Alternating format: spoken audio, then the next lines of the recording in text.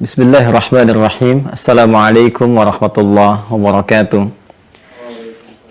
Alhamdulillahirabbil alamin. Wassalatu wassalamu ala Rasulillahil karimil amin. Sayyidina Muhammadin wa ala alihi wa sahbihi ajma'in wa ba'du. Fa ya ahbaballahi wa ahbaba rasulih sallallahu alaihi wasallam.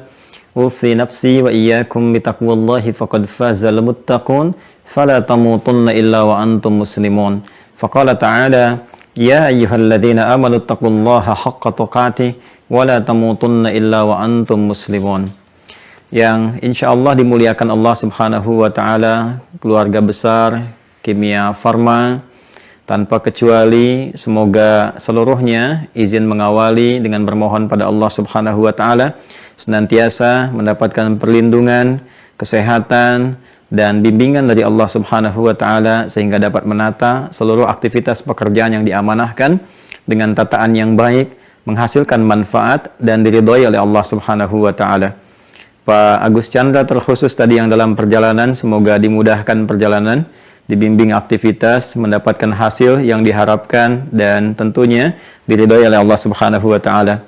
Pak Yudi Rangkuti, terima kasih atas sambutan yang disampaikan. Mudah-mudahan jadi tali awal silaturahim di antara kita yang juga mengikat kebersamaan di keluarga besar Kimia Farma. Semoga menjadi keluarga yang baik. Keluarga dalam bahasa Arab disebut dengan ailah. Dari kata aul, artinya yang saling menopang, yang saling mendorong, yang saling menguatkan. Jadi kalau tadi sudah disebutkan keluarga besar, maka kehidupan keluarga dalam Kimia Farma diharapkan saling menguatkan, saling mendorong, saling menopang, sehingga dengan itu bisa menguatkan etos kerja yang diharapkan. Baik, dengan cepat pertemuan kali ini kita akan mencoba membahas tema yang diamanahkan kepada kami dari DKM Assalam, Pak Arif dan kawan-kawan, tentang etos kerja dan keikhlasan dalam tinjauan Al-Quran dan Sunnah Nabi SAW secara umum dalam tinjauan Islam. Kita akan membahas dulu beberapa hal terkait tema ini. Mengapa seorang manusia itu mesti bekerja? Ini hal dulu yang harus kita garis bawahi. Kemudian bagaimana cara bekerja yang baik? Kemudian yang ketiga, seperti apa pekerjaan itu punya nilai di hadapan Allah Subhanahu wa taala? Karena penting kita pertanyakan, jangan-jangan puluhan tahun kita bekerja, kita tidak punya nilai, tidak punya bekal dalam penilaian Allah Subhanahu wa taala. Sedangkan hukum mengatakan perpindahan keberadaan kita di setiap tempat itu membutuhkan bekal. Anda sekarang terhubung dengan kita, tadi dikatakan se-Indonesia. Sekarang kalau mau rapat dari Jakarta ke Bandung atau misalnya ke Medan, ke Surabaya, bukankah butuh bekal kita untuk berpindah kepada tempat itu? Bukankah harus ada yang disiapkan dalam menatap perjalanan kita, persiapannya, akomodasinya, dan sebagainya? Jadi Anda bisa bayangkan, berpindah ke tempat yang terbatas saja, masih dalam skala nasional di Indonesia, kita membutuhkan bekal yang cukup untuk menyukseskan pekerjaan kita. Sekarang, kita akan berpindah ke tempat yang lebih jauh lagi, dengan dimensi yang berbeda. Bekal apa yang akan kita bawa? Apakah pekerjaan yang kita tunaikan sekarang ini, materi yang kita dapatkan sampai kemudian kita wafat dan berpindah kepada tempat yang lain, itu adalah bekal yang sesungguhnya yang selama ini kita cari. Seperti apa pekerjaan yang kita lakukan punya nilai. Di saat yang bersamaan, yang dengan nilai itu menjadi sebuah bekal yang kita bawa pulang. Itu yang akan menjadi concern kajian kita di siang hari ini, dalam waktu yang sangat singkat dan padat. Mudah-mudahan ada poin-poin yang bermanfaat untuk kita semuanya. Semoga guru-guru kita yang telah mengajar tadi disebutkan Syekh Ali Jabir Allah yarham, dirahmati Allah Subhanahu wa taala, ilmunya bermanfaat kepada kawan-kawan khususnya. Tadi ada Ajim, kemudian juga ada Ustaz Das'ad Latif dan yang lainnya. Semoga seluruhnya Allah jaga dengan kesehatan, kemuliaan, memberikan pencerahan untuk warga negara Indonesia khususnya sehingga kita hidup dalam keadaan harmoni. Baiklah, kita mulai dengan tinjauan yang pertama. Kenapa manusia bahkan umumnya mesti bekerja? Baik, manusia disebut dengan manusia itu memiliki 3 unsur utama pembentuknya. Dan ini standar, ya, semua orang memahami, dengan akal kita mengetahui. Disebut manusia tersusun dari 3 bagian.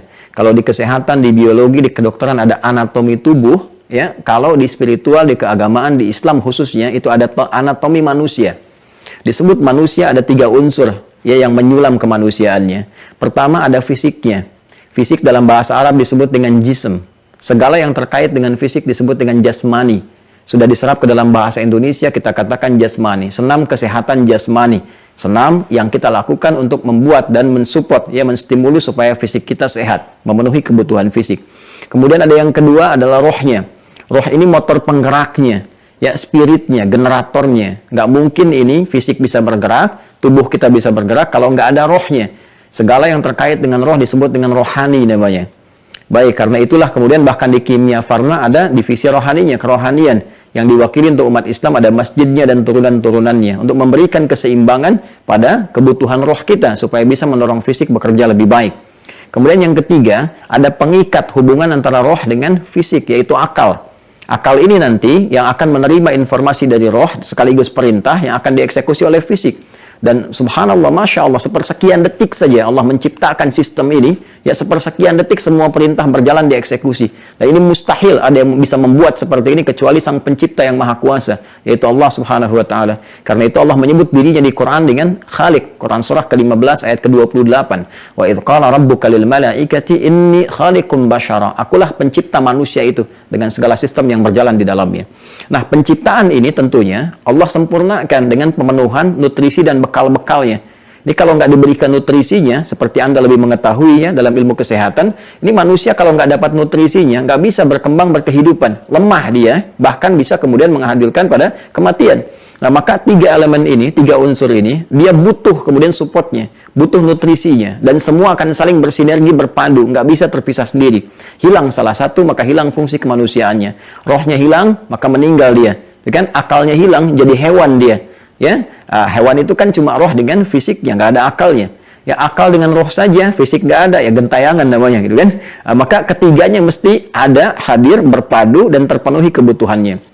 Baik, kita bicara tentang roh. Roh butuh nutrisi, roh butuh makanan. Apa nutrisinya? Nutrisinya adalah ibadah. Ya, Quran surah ke-17 misalnya Al-Isra ayat 85. Wa yas'alunaka 'anir roh. Mereka banyak bertanya kepada Muhammad SAW tentang esensi roh. Apa hakikatnya? Apa kebutuhannya? Qulir roho min amri rabbi. Katakan semua urusan terkait dengan roh itu semua sumbernya ada dari Allah Subhanahu wa ta'ala. Allah yang maha mengetahui, karena dari Allah kebutuhannya pun Allah siapkan khusus. Ya, makanya roh mesti dapat nutrisi. Kalau dia nggak diberikan nutrisinya, lemah dia, gelisah dia. Ya, roh itu sampai ke dalam diri kita, menjadi nafas namanya. Jadi kalau sudah sampai kepada fisik, menyatu, jadi nafas. Diserap ke dalam bahasa Indonesia menjadi bernafas. Ya, dengan nafas itu muncul kehidupan. Quran surah ke-91 Asy-Syams di ayat 7 sampai dengan ayat 10. Wa nafsin wa ma sawwaha, dan demi nafas yang sempurna tercipta. Kapan? Saat ruh masuk ke dalam tubuh kita. Quran surah 15 di ayat ke-28 sampai 30-nya. Ya, wa idz qala rabbuka lil malaikati inni khaliqun bashara min salsalin min hama'in masnun fa idza sawaituhu wa nafakhtu fihi min ruhi. Di ketika rohnya masuk, sempurna keadaannya itu. Jadi bernafas dia. Nah, ini butuh nutrisi, butuh support. Nafas tempatnya di dalam kolbu.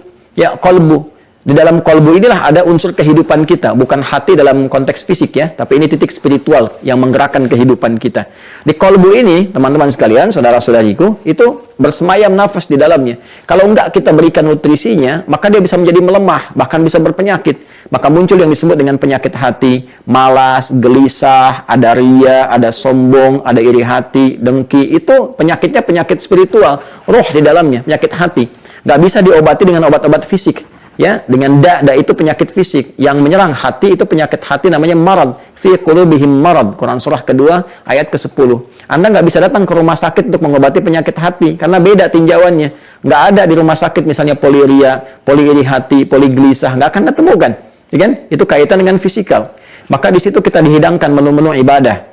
Ya, ada menu-menu seperti apa misalnya sholat, interaksi dengan Al-Quran, puasa, haji. Itu memberikan kemudian support kepada roh, nutrisi untuk roh. Nah, setelah dapat nutrisi itu ada ketenangan dalam jiwa. Ketenangan ini yang membimbing kita untuk berkreasi dalam kehidupan. Karena itulah ketika ibadah, kita diminta untuk menunaikan dengan sempurna dan hasilnya ketenangan. Ya, ketenangan itu yang bermanfaat untuk hati. Quran surah ke-13 ayat ke-28. Ala bidzikrillahi tatma'innul qulub. Yakinkan pada dirimu dengan